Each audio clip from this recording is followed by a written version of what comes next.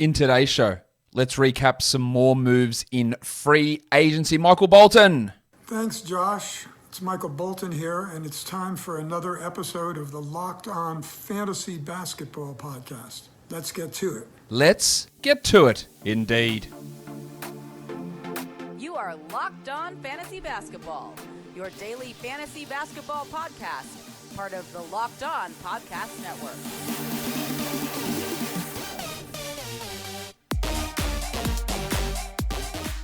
Hello and welcome to the Locked On Fantasy Basketball Podcast, brought to you by Basketball Monster. My name is Josh Lloyd and I am the lead fantasy analyst at basketballmonster.com and at Yahoo Sports Australia.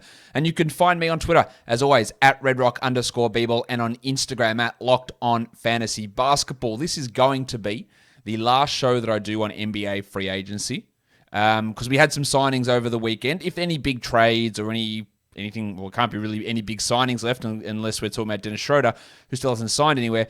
If anything like that goes down, any big trades go down, we'll do separate shows. But this is basically it for free agency, with some moves that do have an impact over the weekend. From tomorrow, we move more into fantasy preparation. Tomorrow's show will be how to set up a league, discussing settings, the pros and cons of each settings, which is really important for those of you who are getting into fantasy, first-time commissioners, long-time commissioners. We'll talk about all the different settings that you can use, and then we'll talk into ways to dominate snake drafts, ways to play auction drafts, get into fourth-year players, third-year breakouts, second-year guys, rookie evaluations, team previews, mock drafts, positional tiers, all of the stuff that you guys like. I think this year we're going to do just the most content ever. There's going to be more mock drafts than ever. I am planning on 10 plus mock drafts. We are going to do team previews, but in a different way, which we didn't get to do last year at all. We're going to have positional tiers. We're going to have auction strategy. So much stuff for you guys on the channel this year, and I hope you're pumped for it. I don't know what else we need to talk about before we get into talking about these free agency moves. But yeah, it is going to be, and I'm still, the schedule's still coming together of what I'm going to do with content, but there's going to be lots of it. More than ever, you're going to have so many mock drafts, you're not going to know what to do with them. And in the middle of doing projections for Basketball Monster at the moment, and hopefully we can get that. Hopefully we can get it all open for you before the start of September. I am plowing through all of those projections to try and get stuff as good as we can before the drafting season kicks off.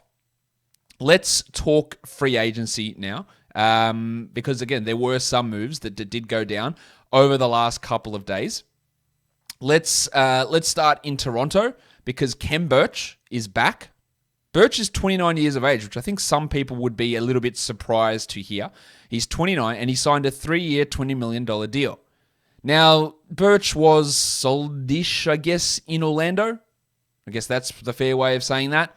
Went to Toronto where they had a big need of a center and played pretty well. There is going to be an element of overdrafting him, I think, in fantasy next year because they're going to look at what he did towards the end of last season and be a little bit, I don't know what the right term is, overawed or over exaggerating some of the points and rebounds numbers he put up. He does lack in a lot of areas. And yes, Pascal Siakam will not be ready to start the season, so he's going to get opportunities. But Boucher is still going to be there, and they're going to be splitting the center minutes. But Precious Achiuwa is also there, and I think he'll get somewhat of a look. So, look, if we look at what BIRCH did to end the season, there was a nice string of double-digit scoring games. There were a couple of games with good blocks, some okay rebounds, some solid efficiency, like good numbers for a back-end center. But once we get Siakam back, the fact that Scotty Barnes is around, you have Anunoby and Siakam and Barnes playing the 3 and the 4, which limits Boucher's time at the 4. And then if you have Achiuwa in that mix as well, I'm not sure that BIRCH is going to be this excellent, unbelievable late round fantasy steal type guy. He's interesting enough, and I haven't projected the Raptors fully out yet, but I wouldn't say that this is awesome for fantasy. It's just a great win, massive stuff. For example, over the last 13 games of last year, he played 33 minutes a night. He averaged 13 and 8 with a block and a steal, with a true shooting of 60-57 from the field. They're good numbers. That's 85th ranked player in that time frame. It's all right. But it's 33 minutes, and I don't really expect BIRCH to play 33 minutes a night. 25, 26. That's probably more realistic, I would think, over that time. That's how I'm viewing that. Anyway, if you are watching this on YouTube, I'm trying something different. I have dimmed all my lights in the background. Let me know if you compare this to, say, the last video they put out. Do you prefer this type of presentation with the darker background versus what I've had in the past. Just let me know what you think of it. Anyway, let's go on to the next signing, and that is one that is, your mate, ELFRID Payton. Starting point guard from the Knicks last year that started for way too long until Tom Thibodeau realized. I don't know why it took Tom Thibodeau 3 playoff games to realize that ELFRID Payton should have been his starting point guard, or maybe it was 2. I don't remember the exact number. But he should have been out of the rotation from about December onwards. Now he moves to Phoenix to be the 3rd string point guard, which is totally fine, behind Payne, behind Chris Paul, obviously. And then, he's sort of a break glass in case of emergency guy whose value has really, really fallen off Payton. 1 year veteran minimum deal. He's still only 27, but he is not going to be any sort of impactful guy. He was trash last season. He was pretty trash the year before that, and he has really no sort of fantasy value.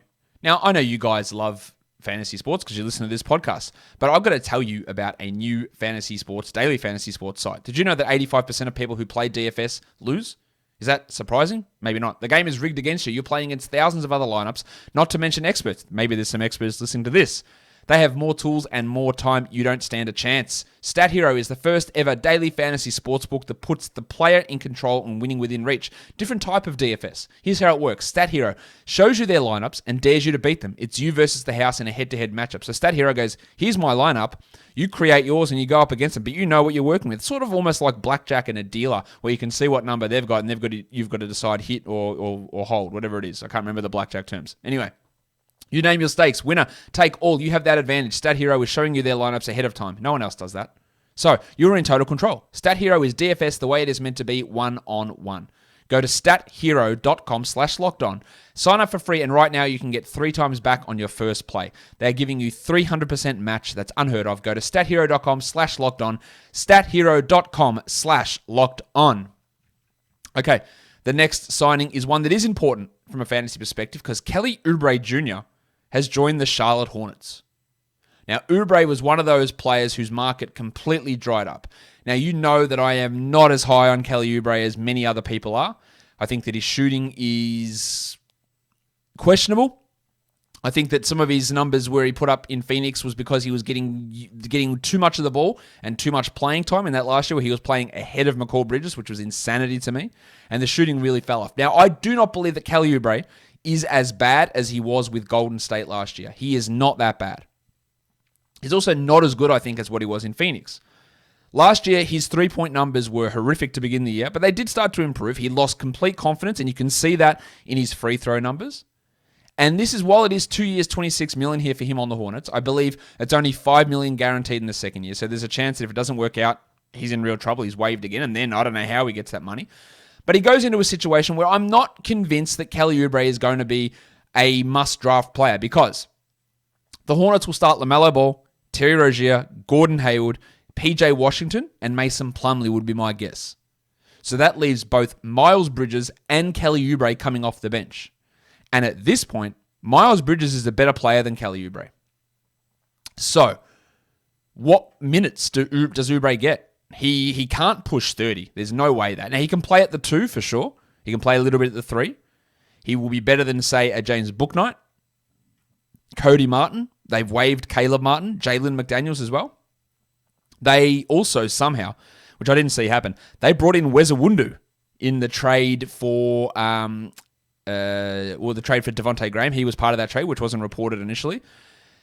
But Oubre, I think 27-minute-a-night role is a possibility for him. But he does have to compete with Bridges and Hayward and that for touches. And he will get more minutes than Bouknight, would be my guess. And maybe he's a late-round guy. But I wouldn't be expecting him to gather back all of that value that he did have in Phoenix during that one really, really strong season where he was the 59th ranked player, averaging 19 points in 35 minutes a game. I'd look for maybe more what he did in 18-19, where he was 91st in fantasy. He played 28 minutes. He did have a 23 usage that year and averaged 15 points with 1.2 steals and a block. So there is still some later round value, but if you're looking at him as a top 70 guy, you're going to be wrong, I think. But 100, 110 type of area, with Hayward maybe getting injured, with the chance that, say, Washington plays more at center if Plumlee can't cut it, and Washington's going to be the primary backup center there, I'd imagine. And you'll have some lineups where you get Oubre, Hayward, Bridges, Washington all playing together alongside LaMelo. So some interesting moves Charlotte's making. They're pretty deep. Now, like their bench, Bridges, Oubre, Ish Smith, Book Knight, and then you throw a Cody Martin in there as well. There's some depth there with a solid starting line. They are very much in the play-in mix, if not the full playoff mix, I think, with Charlotte. Really, really good from them to just start to consolidate around LaMelo Ball. The Miami Heat bring in OMER YURTSEVEN, 23-year-old Turkish center who was with the Heat at times last season, but really blew up in Summer League, in those 2 Utah Summer League games. And I am going to talk about Summer League in this podcast in the coming weeks. There's no point me reacting every single day, and there are going to be plenty of wild overreactions. Man, Scotty Barnes, absolute stud. He's going to be a dominating player because he played really well. But remember the quality of opponents we're talking about in Summer League. Obi Toppin, what a huge game. He will still play 15 minutes a night for Tom Thibodeau. Like, these are from the first 2 games. But it is important to see players who should dominate, like Barnes, like Quickly, like Toppin, like Evan Mobley, who looks great out there. Currently, I'm recording this during that Cavs game. So, while it is important to note the guys that are dominating when they should dominate, this is not an indicator of regular season success. But as for YURTSEVEN, who will be the third-string center behind Bam Adebayo and Dwayne Dedmon in Miami, but he is a shooter. So if Dedmon's shot isn't there, if the Bam and PJ Tucker front court and Markieff Morris doesn't work out, YURTSEVEN maybe, and we know Miami can develop players. He's an interesting guy just to look at for deeper leagues, but important to note that his Summer League performance in Utah was rewarded with a contract. Kevin Durant has signed a 4-year, $198 million extension with the Brooklyn Nets. That is going to take Durant through to his age 37 season. He's got this year left, and then that's 4 years after that. It's obviously huge, $50 million, and paying someone $50 million at age 37 is always a scary proposition. But with the way that Durant has been able to return from his torn Achilles is ludicrous, really. He is playing at an insanely high level. I think we would be fair to be worried about him for fantasy next year and every year moving forward in terms of how many games he's going to miss. But I don't think it's fair to look at him and say, well, he's going to only play 40 games a year like he did this year. The worry with the hamstring is legitimate, and that consistent problem and overcompensating from past Achilles problems and past foot problems and the age going up is all a legitimate problem with Durant. But he's going to be elite, you would think, again on a per-game basis. It's just trying to work out where you take that risk on him, or with James Harden, or with Kyrie Irving, or with Joel Embiid. All who are guys are probably going to be top 8 type players, top 10 type players at worst on a per-game basis. But how do you work that out on a totals value for the year? It is really tough to do with so many of those guys with concerns around their injuries. But huge contract. Great to see Durant extending. What that means for Kyrie, and I don't know why I said his name like that, for Kyrie and for James Harden, who are both extension eligible as well. I talk with Adam Armbrecht of Locked On Nets on today's Locked On NBA podcast about those guys signing extensions. I do think it'll come with those guys in the coming weeks, but that'll be something to monitor as well because they have player options for next year, and so they can opt out and become free agents if they don't sign these extensions. The Clippers made a number of moves. Justice Winslow, 25-year-old small forward, comes in on a 2-year deal. I would assume it's a minimum deal with a non-guarantee on that second year. He has been injury-prone and been bad when he has played. The Clippers obviously have a gigantic hole on the wing with Kawhi Leonard likely to miss all of the regular season. I wouldn't be banking on Winslow to fill that hole. Definitely not fill the hole with what Leonard was doing. But he is an interesting player to keep an eye on. They brought back Nick Batum, we know that. I think they will be looking to start Terrence Mann and push Paul George to the 3. So that'll mean Mann, Kennard will get minutes. They're really deep. Now, Justice Winslow, will Winslow even be in the rotation? I guess that's the question. Because there is potential with Winslow to be a ball handler, but they have got 3 point guards who will want to be in the rotation. Reggie Jackson, Rajon Rondo, Patrick Beverley. Paul George is going to handle it a ton. Luke Kennard can handle the ball. Terrence Mann can handle the ball. So Winslow needs to be played on ball, and he just won't be. So I'm not even sure he's a regular season part of the rotation every night. You could say that he plays at the 3 or 4, but Batum, Marcus Morris, Paul George, they're going to handle the bulk of those minutes, I would expect. So it is very, very intriguing to see what they do and how that works. Winslow, he's a name to watch, but the horrible shooting, the lack of ball in his hands, the lack of minutes, and the injury proneness probably makes him not a draftable fantasy player. I don't think this next guy's a draftable fantasy player either, and that is... I'm a fun guy. Kawhi has a partial tear of his ACL, which occurred in, late June, early July. I do not think he plays in the regular season much at all. He might come back in April, maybe it's in March. And you could say, well, you just draft and stash him and put him in your IR list. But there's going to be COVID protocol stuff this season still with the surge in Delta spikes in the US at the moment. Those guys will come back quicker because majority of players are vaccinated. But we saw today, there's a Summer League game being postponed due to contact tracing. So you're going to have some weird stuff still go on this year. We're not going to be free from COVID for the NBA season. And you're going to need those injured reserve slots. So really hard for me to hold on to Kawhi, draft him, and hope he comes back and then plays half the games at 26 minutes for a month. I don't think that's going to be worth it. He's committed to the Clippers to re-sign. We don't know for how long or for what terms. Is it a 1+1 max deal? Is it a 5-year max? We have literally no idea where he sits in terms of his contract because it just hasn't been reported. And unless something wild goes on and he has a last-minute change of heart and changes teams, he will be with the Clippers. But whether we see him this year, I would be highly doubtful that Kawhi plays at all any meaningful chunk of this regular season. If you want to talk chunks, though, Built Bar is the best tasting protein bar you can find. Not only are Built Bars delicious, because they are, but they're also good for you.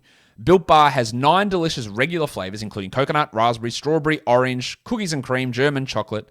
They also bring out temporary flavors, limited time flavors, lemon almond cheesecake. That's one you always want to watch for. White chocolate raspberry cheesecake. That's brilliant. The grasshopper cookie flavor. Fantastic. And when those come out, make sure you get them. If you don't know what your favorite flavor is, get a mixed box. 9 flavors, 2 bars each, 18 bars total, and you get to find out which one is the GOAT of all Built Bar flavors. But they're not only great tasting, they're healthy as well. 17 to 18 grams of protein. Calories ranging from 130 to 180, and only 4 to 5 grams of sugar with 4 to 5 grams of net carbs.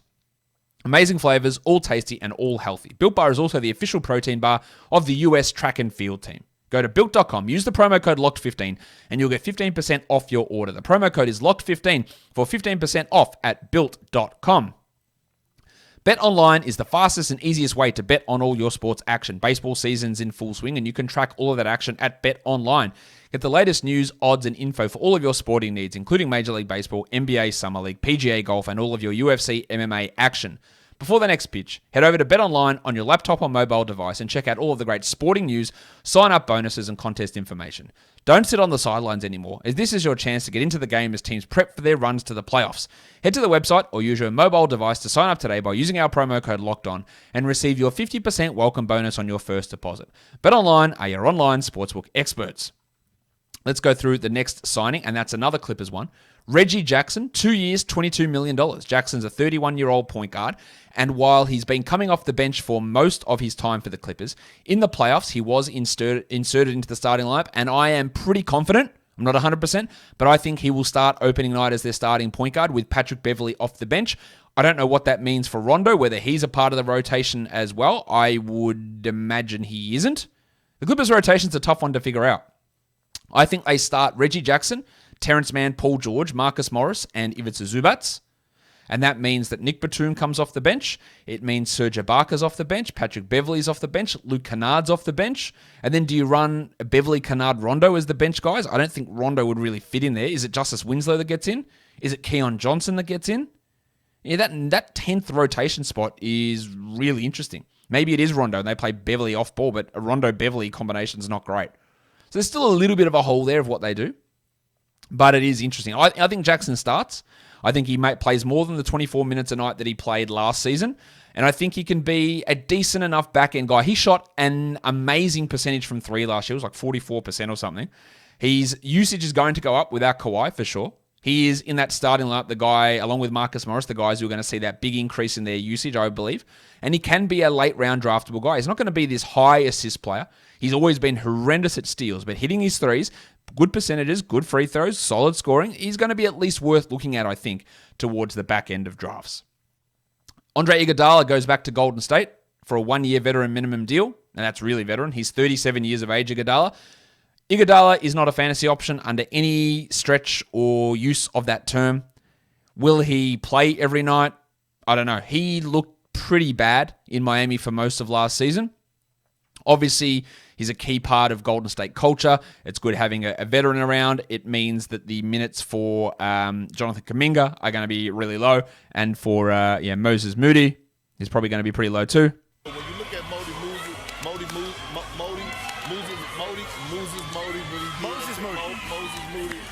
Iguodala probably also has an impact on, say, a Juan Toscano-Anderson and a Nemanja Bjelica, who play that 3-4 sort of role. So how that rotation works out, and they're pretty deep as well. They're not going to have Klay Thompson to begin this season, would be my guess. But their bench, you're going to have Kevon Looney, most likely, or unless they start Looney over Wiseman. You're going to have Moody, Toscano-Anderson, Lee, Bjelica, Iguodala, Kuminga, all those guys battling for playing time on that bench unit. So, I wouldn't consider Iguodala a big part of that. Now, this next trade, I think, does have some fantasy impact, and it was a trade that went down, and I've just realized that I've spelled Grayson Allen's name wrong on the graphic, which is embarrassing. Grayson Allen goes to the Milwaukee Bucks in exchange for Sam Merrill and 2 second-round picks. Allen can really help the Bucks, sort of taking on that Bryn Forbes role coming off the bench, and that is absolutely a role that he is suited to. The role that Taylor Jenkins was making him play in Memphis was ludicrous, and I hope that's what happened, that Zach Kleiman just said, Taylor, he said it, kids, cover your ears. He said to Taylor, stop fucking playing Grayson Allen. And Taylor went, fuck you, I'm going to play him. And that kept happening. And Zach Kleiman just ended up going, well, you know what, Taylor? He's out of here.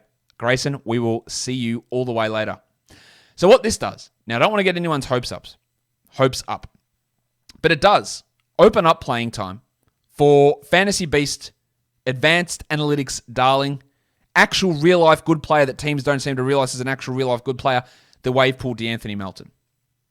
I'm not going to get my hopes up that he's going to play 30 minutes a night because Desmond Bane is still there, Dylan Brooks is still there, but it does at least help Melton have an extra chance at those minutes. Now, at the moment, Eric Bledsoe is still on this team, so I have no idea what to expect about what this rotation looks like with Bledsoe there.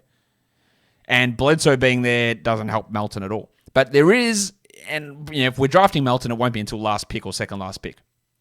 But there is an opening up of value for him, for Bane, and for Brooks with Allen out of there. Again, the Bledsoe one is still something that is up in the air, but it is worth mentioning. Of course, Allen won't have that value in Milwaukee because he'll be coming off the bench behind Chris Middleton. With Drew Holiday in that backcourt as well. He's not going to have that ability to play the minutes that he did in Memphis, which is good. The Bulls bring back Javonte Green. The Bulls rotation very, very far from being set. They still need a lot of players. I don't know why they would bother with Javonte Green, to be honest. 2-year deal for him, likely veteran minimum, but we don't have details on it. He's 28. I don't think he's good. I don't think he's really an NBA rotation caliber player, to be honest, but they brought him back for whatever reason, and he's there, and with how limited their rotation is, maybe he plays, but it's not really any sort of fantasy impact. DeAndre BEMRBY, he goes to Brooklyn on a 1-year veteran minimum deal. That's fine. BEMRBY played some okay games last year for Toronto. He sort of slots in. I don't even know if he's an every night player in Brooklyn. You got Bruce Brown, the Shark, probably coming off the bench. They brought Patty Mills in. You got James Johnson, Javon Carter in that backcourt as well. BEMRBY, by my calculations, is probably going to be the 12th or 11th guy in that rotation. Could easily jump ahead of Javon Carter. But we know they're going to have injuries and he's going to have opportunities there. But fantasy-wise, it's not going to be any sort of impact scenario. And then probably this is the last deal that we have confirmed at this point, and that is Billy Hernangomez goes back to the New Orleans Pelicans. I am guessing part of this is because of the potential legal problems for Jackson Hayes. Now, Hayes should have been able to establish himself as the backup center, especially after wasting pick 8 on him a couple of years ago.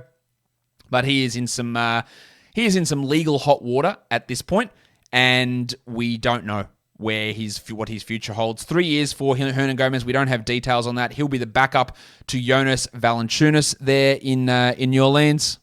Jonas Valanciunas. And Hernangomez, we know when he gets an opportunity to start, big points and rebounds guy, good field goal percentage player, and that can have fantasy value. But overall, he's just going to be a backup. Might move to third string if Hayes can get his shit together, but at this point, Hernangomez is the backup center. All right, so that is all the free agency moves that have come and gone at this point. We'll be back tomorrow with a how to set up a fantasy league. We will do some summer league stuff, maybe the end of this week, maybe the start of next week, rather than do it every single day. we'll go through and look at more of an overwhelming, that's not the right word, an overarching, I guess, depending on how you think that word should be said, view of Summer League and the performances of guys there. And then we're really cracking into fantasy preview stuff. And then as we hit September, we are full balls to the wall, pedal to the metal, fantasy mocks, previews, so much stuff going on. You're not going to want to miss anything. And the best way not to miss anything is subscribing to this show. Apple Podcasts, Google Podcasts, Stitcher, Spotify, and on the Odyssey app. But if you are on YouTube, give me a thumbs up, leave a comment, tell me what you think of the darker background, subscribe, notifications, all of that stuff, guys. We are done here. Thank you so much for listening, everyone. See ya.